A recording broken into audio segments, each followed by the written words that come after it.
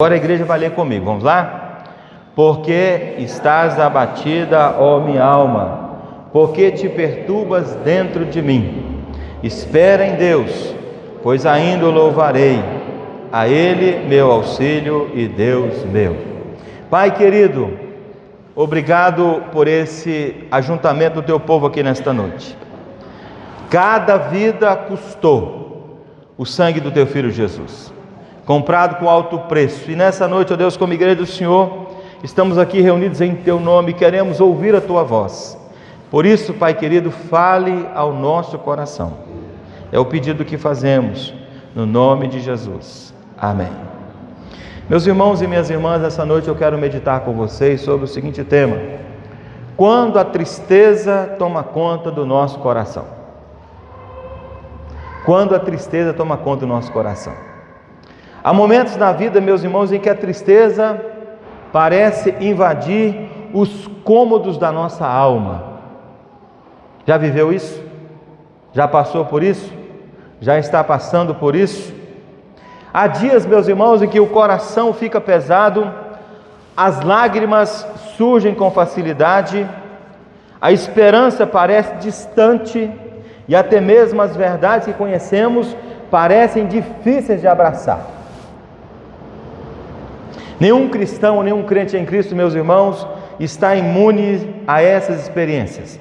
Todos nós somos sujeitos a passar por isso. Desde o menor ao maior, todos nós, de alguma maneira, já passamos, estamos passando ou iremos passar por isso. A Bíblia, meus irmãos, não apresenta os servos de Deus como homens e mulheres que nunca sofreram. A gente não vê isso na Bíblia. Pelo contrário, meus irmãos, encontramos santos, homens de Deus, mulheres de Deus, que foram profundamente abatidos por causa de alguma tristeza que tomou conta do coração. Davi chorou, Elias desejou a morte, Jeremias ficou conhecido como profeta das lágrimas ou profeta chorão. O que falar de Jó, que lamentou o seu sofrimento, e ele sofreu bastante. O apóstolo Paulo, meus irmãos, escreveu sobre aflições acima de suas forças. Ele fala isso nas suas cartas. E o que falar então, meus irmãos, do próprio Senhor Jesus, que foi chamado homem de dores e que sabe o que é padecer. Isaías capítulo 53, verso 3, 7 séculos antes, já profetizava a respeito do nosso Senhor Jesus, a quem servimos e a quem Ele lidera essa igreja em nome dEle mesmo.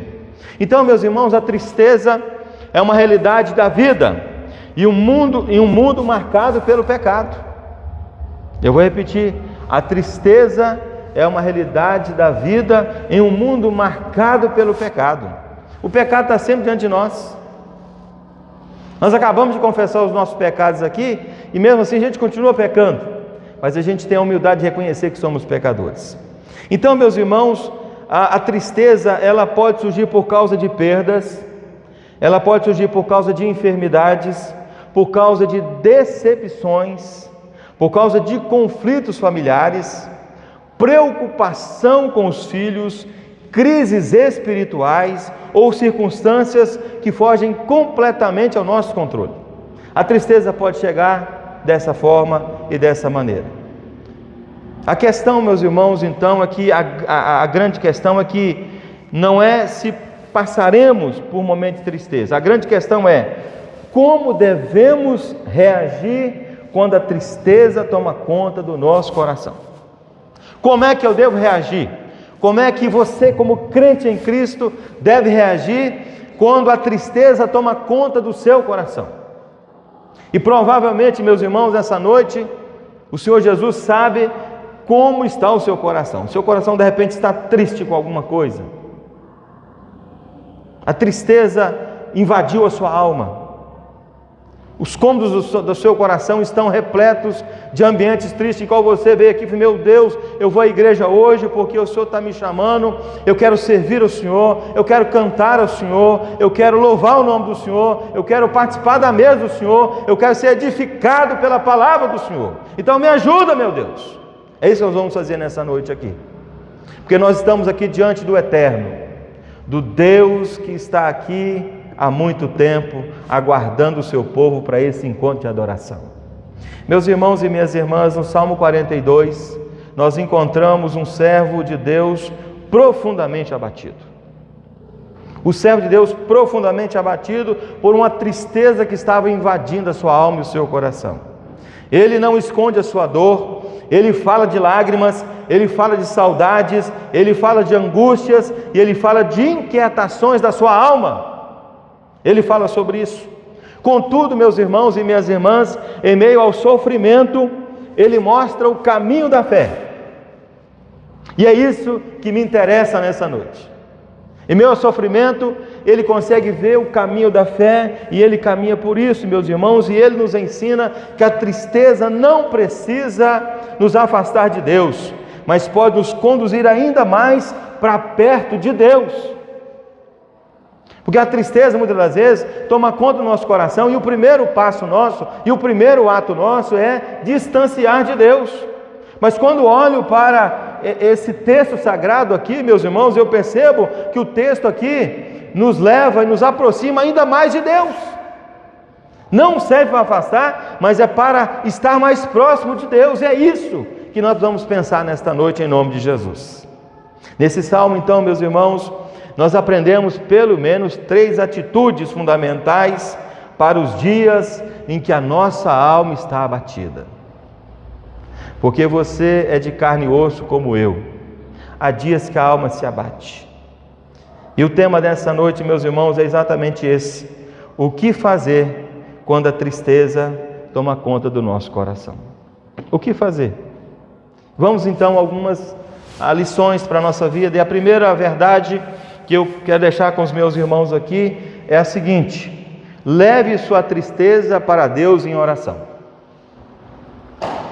Então diga assim comigo: leve sua tristeza para Deus em oração. O verso 3 diz assim: as minhas lágrimas têm sido o meu alimento dia e noite. É verdade que o texto está dizendo. Então, meus irmãos, o salmista aqui não esconde a sua dor e nem tenta fingir que está bem. O salmista aqui, meus irmãos, ele derrama o seu coração diante de Deus, dizendo: Deus, eu estou com a minha alma profundamente abatida. Muitas das vezes, meus irmãos, nós queremos parecer fortes. Forte diante das pessoas, forte diante do cônjuge, forte diante do irmão da igreja, diante da liderança da igreja, diante do pastor, diante dos amigos. Nós muitas vezes queremos parecer fortes, mas Deus, meus irmãos, nessa noite nos convida a pensar que nós devemos ser sinceros diante dEle. Você precisa ser sincero com Deus diante dEle. E aí eu busquei alguns exemplos de alguns homens e mulheres que fizeram exatamente isso. Por exemplo, Ana, alma aflita, alma batida, mas ela não escondeu o seu choro diante de Deus. Ela chora diante de Deus, ela se derrama diante de Deus, dizendo: Deus, a minha alma está profundamente também abatida, me ajuda, socorre meu coração. 1 Samuel 1,10 vai falar sobre essa verdade. E o que falar do nosso grande Davi, o rei Davi? Davi, meus irmãos, derramou a sua alma, não foi só em um salmo não, em vários salmos ele escreve dizendo exatamente essa verdade: o meu coração, a minha alma está abatida. E olha que foi um homem segundo o coração de Deus. E o que falar então, meus irmãos, de uma verdade bíblica que está em João 11, verso 5, que diz assim: Jesus chorou diante do túmulo de Lázaro. Está aí uma cena que eu gostaria de ver. Se pudesse entrar na história e voltar naquele momento, eu queria ver o meu Senhor Jesus chorando por alguém. E há um registro muito sério sobre isso, meus irmãos. Jesus não precisava fazer isso, mas ele era gente como a gente. E ele chora diante do túmulo de Lázaro, dizendo assim: oh meu Deus, o meu amigo morreu. E a gente sabe do resultado, é que Deus ressuscitou o amigo dele, o Lázaro. Então, meus irmãos, a oração não elimina instantaneamente a tristeza, mas ela impede que ela nos afaste de Deus. Ou seja, a oração muitas vezes ela precisa ser feita, e aí, meus irmãos, é que entra o grande detalhe. É que muitas das vezes a gente não tem nem força para orar. Quando você não tem força para orar, você não tem força para ler Bíblia. Você não tem força nem para vir à igreja. Você, quando vê a mensagem do pastor, você faz assim, ó. Mais uma, lixo. E o pastor mandou João 3,16 para você. Você jogou a Bíblia fora. Nem a minha palavra é. Eu mandei João 23, Salmo 23, 1. Meus irmãos, é interessante que aplicando isso à nossa vida cristã, porque a ideia primeira aqui é exatamente essa: leve a sua tristeza para Deus em oração. É por isso, meus irmãos, que nós temos aqui batido nessa tecla: vem orar, meus irmãos da igreja, ore em casa, não fique sem orar. Essa igreja não terá desculpa diante de Deus que nós não estamos aqui convocando você para orar. Você é convocado constantemente a orar, em nome do Senhor Jesus. Me permita aplicar esse primeiro ponto à sua vida dizendo o seguinte: quando você estiver triste, o que você deve fazer? Ore mesmo sem vontade. É igual comer. Não estou com vontade de comer, então coma a si mesmo para você melhorar. Então eu não quero orar, mas ora a si mesmo. E eu falei assim: Deus, eu não quero, começa a sua oração dizendo assim: Deus, eu não quero falar com o Senhor hoje, mas eu preciso falar com o Senhor umas verdades. Eu queria dizer para o Senhor que o meu coração está assim, a minha vida está assim, e aí quando você perceber, Deus já te envolveu no seu braço santo, e está enxugando as suas lágrimas, está te dando consolo, está visitando a sua alma, está visitando o seu coração. A segunda verdade, meus irmãos, a segunda aplicação é: fale com Deus honestamente, seja honesto com Deus, pare de ficar rodeando o que você quer falar com Deus. Entra para o seu quarto e fale com Deus, como a orientação do próprio evangelista Mateus. Fale com Deus o que está acontecendo no seu coração. Terceiro, apresente suas lágrimas ao Senhor. Aliás, qual foi a última vez que você chorou, diante de Deus? Eu acho que eu estou ficando velho, viu, meus irmãos? Não é possível. Diz que velho, quando começa a ficar muito velho, ele começa a chorar. Eu estou só com 57, estou novo ainda, né? Mas de vez em quando eu me pego chorando diante de Deus. E não faço isso para mim engrandecer, não é porque a coisa é Deus visitando o nosso coração, a nossa intimidade, e trazendo o quebrantamento, e trazendo o consolo, e me constrangendo com um grande amor que Ele tem por mim. Ele me constrange com o seu amor. Então, meus irmãos, Deus não rejeita um coração quebrantado. Quando eu olho para o Salmo 34:18, diz assim: perto está o Senhor dos que têm o coração quebrantado. Então, querido e querido irmão, quando a tristeza toma conta do seu coração, você precisa fazer o quê? Leve sua tristeza para Deus em oração. Segunda verdade: pregue a verdade para o seu próprio coração. Para de ficar pregando para os outros, prega para você. E o 42 diz assim, o verso 5: por que estás abatida, ó minha alma? Ele olha para ele mesmo e fala assim: ó minha alma, por que você está tão abatida? Então, meus irmãos, o salmista, ele conversa consigo mesmo. Ele não permite que seus sentimentos tenham uma palavra final, pelo contrário. Há momentos, meus irmãos, em que precisamos deixar de ouvir a nossa alma e começar a falar com a alma, com o nosso coração. Depois, olha, você peca mesmo, você erra mesmo, você não está lendo Bíblia, você não está orando, você não prega, você não evangeliza, você não é fiel com Deus. Tenha coragem, seja sincero com Deus.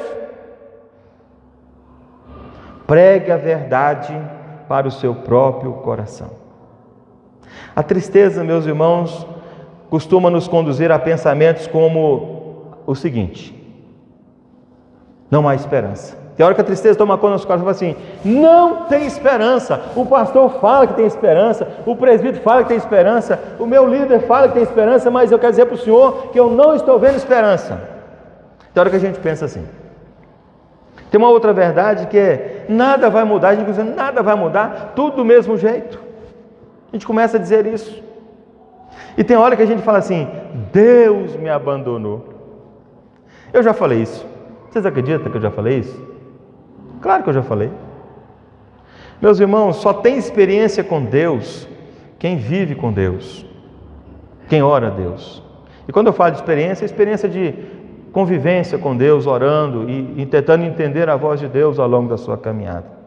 Mas a verdade bíblica, meus irmãos, responde da seguinte maneira: Deus continua no controle. Amém, meus irmãos? Ele continua no controle, Ele é Deus, Ele é Senhor das nossas vidas, é Senhor da igreja. Nada, absolutamente nada acontece nesse planeta, na sua vida, sem que Deus não esteja no controle da sua vida e da sua história. Deus continua amando seus filhos, meus irmãos. Ele te ama, sabia disso? Profundamente. O amor dele é tão grande por você que o evangelista João fala assim: Deus nos amou de tal maneira. É para expressar que não tem a dimensão do amor de Deus é tão grande que a gente não consegue imaginar. Ele te amou, querido. Deus continua trabalhando mesmo quando não vemos.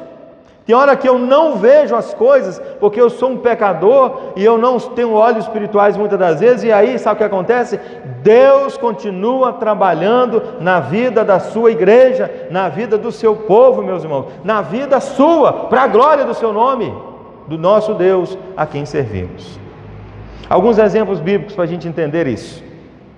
Jó perdeu tudo, ou quase tudo, e ele fez a seguinte declaração: eu sei que o meu Redentor vive. Quando a sua alma estiver triste, abatida, diga como Jó: oh minha alma, carne, potestades, inferno, eu quero dizer para vocês que o meu Redentor vive. Louvado seja o nome do Senhor. É fazer como Jó, meus irmãos. E quantas vezes eu já fiz isso, dirigindo, aborrecido, triste com alguma coisa, eu falei assim: meu Deus, eu quero dizer para o Senhor que, como Jó disse, eu sei que o meu Redentor vive e por fim se levantará, e eu verei face a face na eternidade e morarei com Ele para todo sempre. Louvado seja o nome do Senhor. Jeremias, meus irmãos, contemplou a destruição de Jerusalém, mas ele afirmou o seguinte, conforme Lamentações 3:21: quero trazer à memória o que me pode dar esperança. Querido, por isso que você é incentivado, é encorajado a ler Bíblia. Sabe para quê? Para na hora que a tristeza abater você possa lembrar da palavra de Deus, isso possa dar esperança para a sua alma e esperança para o seu coração. Me permita aplicar esse segundo ponto ao seu coração, porque o segundo ponto é: pregue a verdade para o seu próprio coração. Aplicando isso à nossa vida, meus irmãos, então é o seguinte: quando a tristeza chegar, o que você tem que fazer? Lembre-se das promessas de Deus.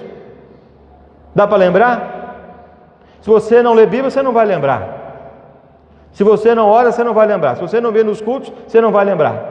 Então você precisa ler Bíblia, orar, vir à igreja, para você lembrar do que Deus tem como promessa para a sua vida, querido. São promessas maravilhosas. Então, leia, ou lembre-se das promessas, leia as Escrituras. O melhor antídoto para combater a frieza, combater a tristeza e um coração desanimado é ler a Bíblia. E para que Deus de fato use aquelas palavras para entrar na sua vida e te dar alegria, o contentamento na sua presença. Medite na fidelidade do Senhor. Já parou para pensar nisso? Deus é sempre fiel e você é sempre infiel. Você é infiel, e Deus continua o quê? Fiel. Ele é fiel, meus irmãos. Por isso é adorado por nós, redimidos em Cristo. Por isso sentamos nessa mesa para celebrar a ceia, assim: obrigado, meu Deus, por nos redimir, e obrigado por sua fidelidade. É por isso que fazemos isso, meus irmãos. E ainda a outra aplicação importante que eu preciso passar para os irmãos: recuse-se a construir sua vida apenas sobre emoções. Muitas vezes a gente quer viver só na emoção.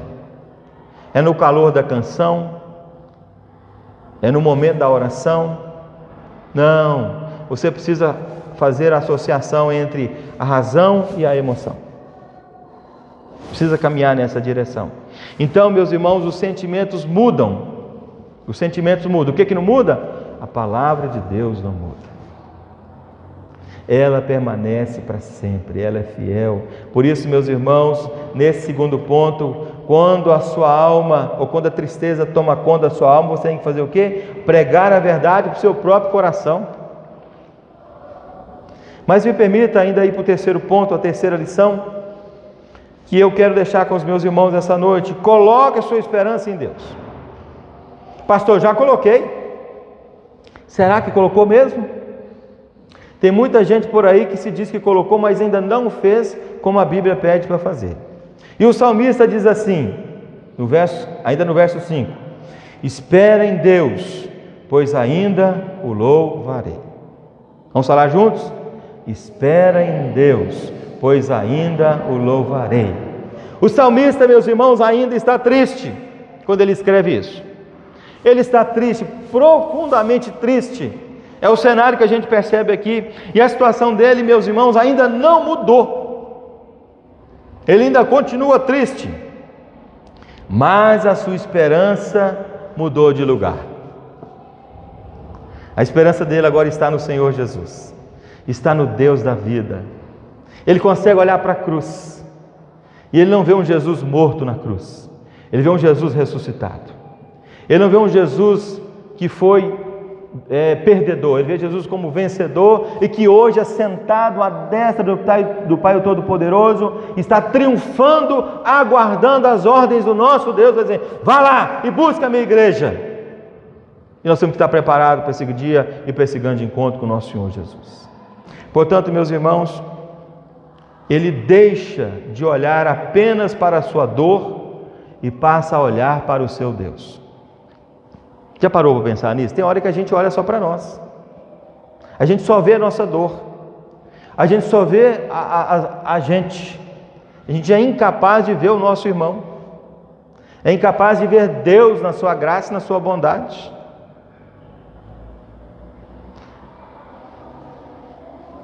Observe a expressão, meus irmãos, diz assim: ainda o louvarei. Ele não diz: talvez eu louve. Quem sabe um dia eu louve. Não, ele não fala isso, meus irmãos. E talvez você esteja hoje fazendo dessa maneira, falando: talvez um dia eu vou louvar o Senhor, porque o meu coração é tristeza, e tristeza, e tristeza, e tristeza.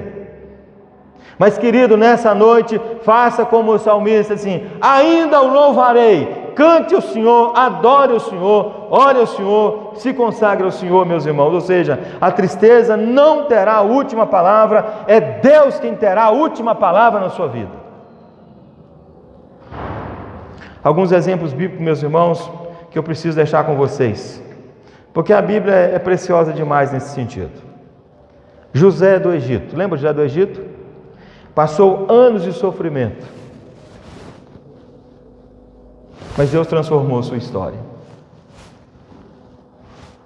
O apóstolo Paulo, meus irmãos, escreve suas cartas de esperança enquanto estava preso. Como é que é isso, pastor? Ele está preso e ele escreve cartas de esperança. É isso mesmo. Porque a visão de Paulo era o seguinte: estou preso para o homem, mas livre para o Senhor Jesus. E ele escreve da prisão cartas de liberdade, cartas de encorajamento, cartas de esperança, tudo isso para quê? Para abençoar a igreja em nome do Senhor Jesus. A maior prova disso, meus irmãos, está na pessoa do Senhor Jesus. Eu queria me ater a isso. A cruz parecia a derrota. A cruz parecia a derrota. Na ressurreição veio a vitória. Nós estudamos isso alguns dias atrás. E a grande aplicação para a nossa vida aqui, meus irmãos, é a seguinte: a esperança cristã não está nas circunstâncias, está em Deus. Sabe por quê? Porque Deus continua soberano, Deus continua presente, Deus continua operando e Deus continua sendo bom. Esse é o nosso Deus. O salmista enxerga isso. Então, meus irmãos e minhas irmãs, diante desses princípios que eu estabeleci aqui, quando a tristeza toma conta do nosso coração, eu queria concluir. É isso mesmo, já quero concluir. A minha palavra aqui ela é bem breve com vocês. Quando a tristeza tomar conta do seu coração, o que você tem que fazer? Leve, vamos falar juntos? Leve sua tristeza para Deus em oração. Amém? Segunda verdade. Pregue a verdade para a sua própria alma. Vamos falar juntos? Pregue a verdade para a sua própria alma. E terceiro e último, coloque sua esperança no Senhor. Fala lá comigo. Coloque esperança no Senhor. Meus irmãos, então o Evangelho nos lembra que existe um homem de dores que conhece perfeitamente o sofrimento humano. Quem é esse homem? Jesus de Nazaré. Ele conhece o seu coração. Ele sabe como é que você está aqui hoje. Ele sabe. Ele carregou as nossas dores, venceu o pecado, derrotou a morte, prometeu estar conosco todos os dias, e por isso, meus irmãos, mesmo chorando, mesmo em lágrimas, nós podemos dizer: porque estás abatido, ó minha alma? Porque aí você vai dizer assim: espera em Deus, pois ainda o louvarei. E mesmo quando os nossos olhos estiverem cheios de lágrimas, nossa fé poderá afirmar: ainda o louvarei. Ainda o louvarei. Meus irmãos, eu digo isso porque na manhã de sexta-feira eu recebi uma carta que me trouxe uma profunda tristeza na alma e no coração. E eu chorei muito. E naquele momento Deus falou no meu coração, e eu falei assim: o que eu devo fazer quando a tristeza toma conta do meu coração? Aí Deus falou assim: é isso que você tem que fazer. E na manhã de sexta-feira eu troquei o meu sermão por esse sermão para dizer para os irmãos: da mesma forma que a tristeza toma conta do meu coração, toma conta do seu, mas a gente consegue ver lá na frente o que Deus está fazendo por nós. Amém, meus irmãos? E aí eu comecei a perceber e ver que Deus está cuidando, e Deus falou assim: olha, meu querido, o sofrimento é para te aperfeiçoar. O sofrimento, a tristeza é para mudar a sua mente e seu coração em relação a mim, o poder que eu tenho. E eu comecei a ver coisas maravilhosas do que Deus está fazendo na vida da igreja, coisas que eu não estava enxergando. Ver coisas na vida de alguns irmãos, de testemunho de alguns irmãos que Deus está fazendo, coisas lindas e maravilhosas. Sabe por quê? Porque Deus continua sendo Deus. Ele continua cuidando do nosso coração. Evidentemente que a tristeza continua instalada no coração, mas eu estou muito alegre porque o meu Deus está no controle de tudo, e Ele está no controle da sua história, da sua vida. Meus irmãos, nós não podemos duvidar disso, nós não podemos deixar de crer nisso. Ele está no controle da história, Ele é soberano. Não se culpe, apenas diga para Deus o que está acontecendo no seu coração. E eu sei de alguns irmãos aqui da nossa cidade, das cidades co-irmãs, que estão de repente nesse momento chorando.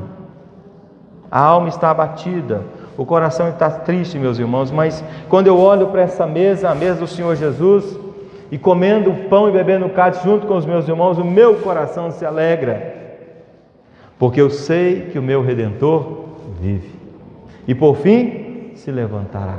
Esse é o nosso Deus, que renova a nossa esperança. E eu quero chegar na eternidade e dizer assim: ô Davi, eu quero te dar um abraço. Ô Jó, eu quero te abraçar. Ô Senhor Jesus, eu preciso estar do lado do Senhor. Eu quero encontrar mais com o Senhor. Quero viver na sua presença e vou viver na presença do meu Senhor Jesus para todo sempre. É isso, meus irmãos, que nós temos que pregar. No dia de hoje, talvez muitos estão recebendo notícias tristes e não sabem o que fazer. Não sabe o que fazer. Mas eu queria deixar com vocês esses 3 conselhos aqui, pelos quais nessa noite nós meditamos. Quando a tristeza tomar conta do seu coração, você precisa fazer 3 coisas. Leve sua tristeza para Deus em oração. Faça isso. Seja sincero com Deus. Pregue a verdade de Deus para a sua própria alma. E por último, coloque sua esperança no Senhor. Que Deus nos abençoe nesta noite, no nome de Jesus. Amém, meus irmãos? Amém. Nós vamos passar por o nosso momento, a celebração da Santa Ceia. Eu quero convidar os presbíteros da